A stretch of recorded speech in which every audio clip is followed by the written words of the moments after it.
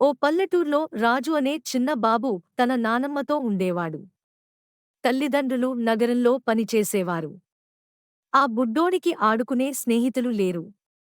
ప్రతి సాయంత్రం ఒక పెద్ద మామిడి చెట్టు కింద ఒంటరిగా కూర్చుంటూ ఏడుస్తూ ఉండేవాడు. ఒకరోజు ఓ చిట్టి అనుగురించి ఉన్న గిలిగింత పిల్లి, చిలకపిల్ల అతనిని చూస్తూ కూర్చొని ఉంది.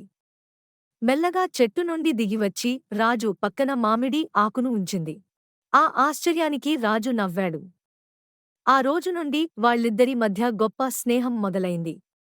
రాజు తన తిండి పంచుకునేవాడు, కథలు చెప్పేవాడు.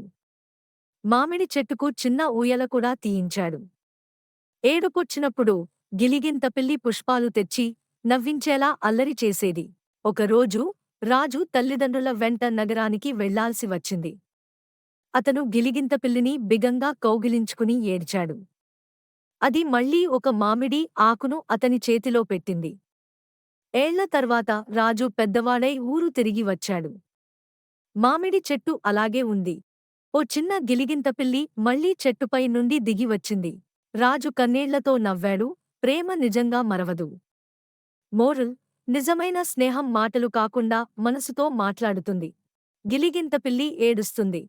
ఎందుకంటే నువ్వు లైక్ చేయలేదు, సబ్స్క్రైబ్ చేయలేదు. లైక్ కొట్టు, సబ్స్క్రైబ్ చెయ్యి.